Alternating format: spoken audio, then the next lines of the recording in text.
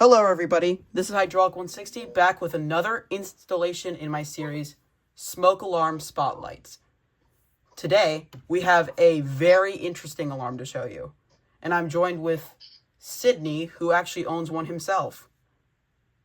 Yep. And yeah, his has the rare pulsating light though.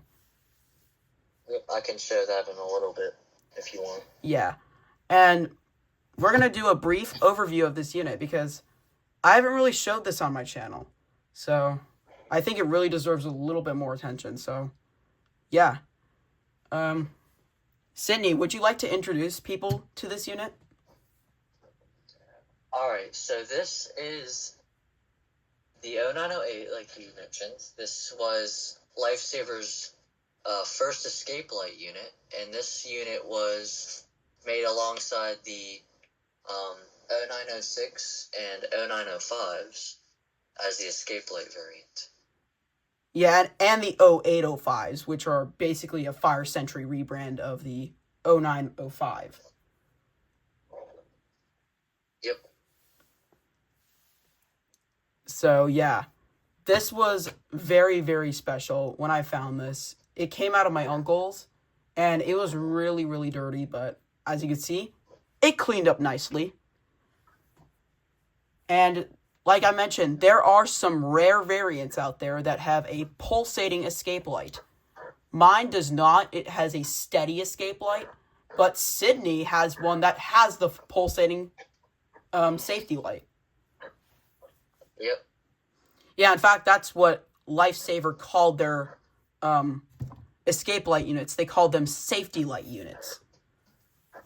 So as you can see, here's the front design cover. It kind of looks like an F900D, but with 2 buttons and an escape light. As you can see, it has the test button, which is in the same spot as the F900D, as well as a hush button.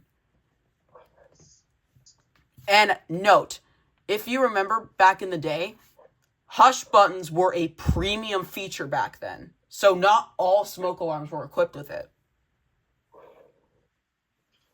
Like, for example, the 0905 doesn't have a hush feature, because it was like the baseline model. However, the 0906 did have a hush feature. And so did this alarm as well. And one more thing to add, sorry to interrupt. There was also an 0910, but those came out prior. I believe by the time they started producing the 0908s, the 0910s were already done being produced. yeah. And hold on, I'm going to have to pause the video because my phone is ringing like crazy. Okay, now that the obnoxious scam caller got out of my life, we can now continue the video.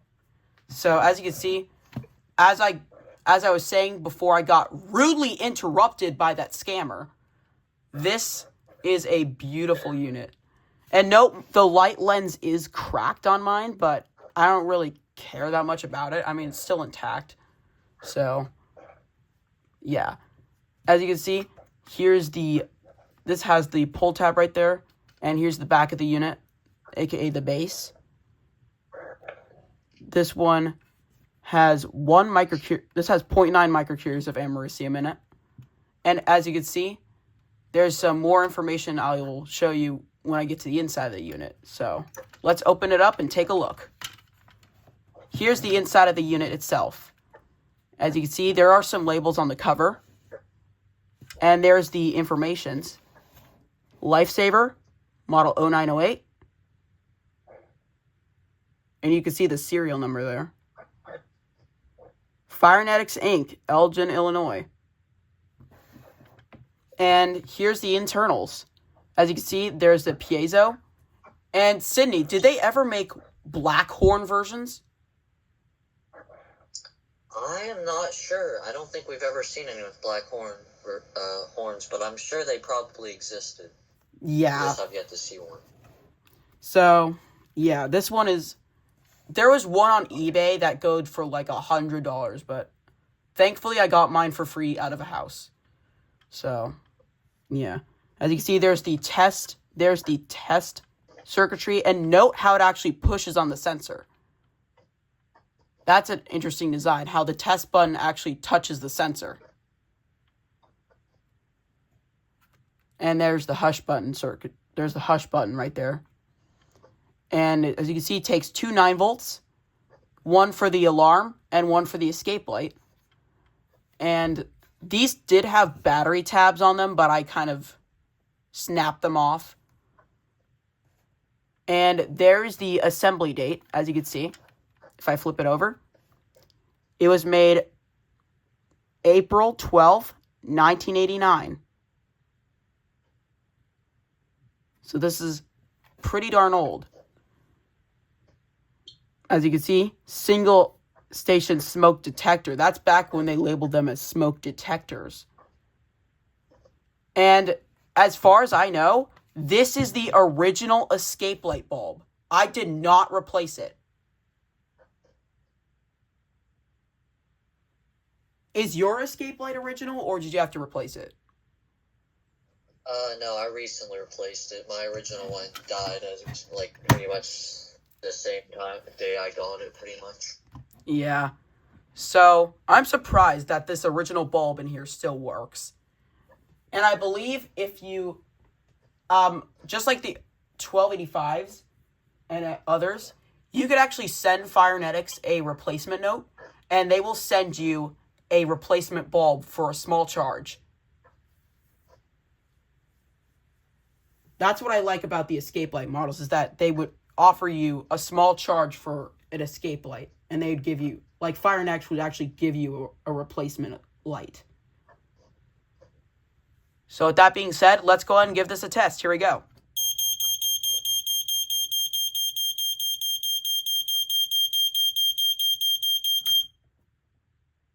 Absolutely stunning. As you can see, we are now in low light. We are now going to test the brightness of this escape light. Here we go.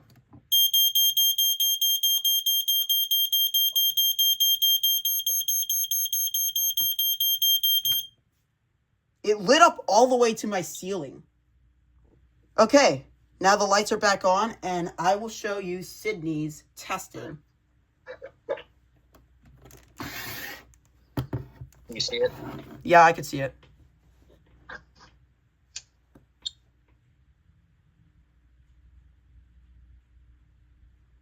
Yeah, I'm not sure if you heard that over the noise suppression, but the piezo sounds like it came out of an IB.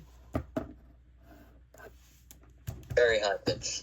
Very high pitch, which makes it very, very rare. And as you saw, his had the rare pulsating light. Mm-hmm. So, Sydney, is there anything else you would like to educate our viewers about? Not that I can think of. Yeah. Well, personally, I like this alarm. It was actually one of my oldest alarms before I got the AT39i, and now the 888D. So, yeah. Sydney, what do you think about this unit? I really like them. I like mine, that's for sure. Yeah. And if I could choose a unit back in the day, I would probably choose an 0908. Yeah. And if you want this alarm with like all the same features, just go out and buy an i9080. That's the newer version of this unit. So yeah. Newest generation by Kidda. And it's actually still being good. It has an LED escape light and everything, so yeah. Is there anything else you'd like to say, Sydney? Nope. All right, thank you all for watching, and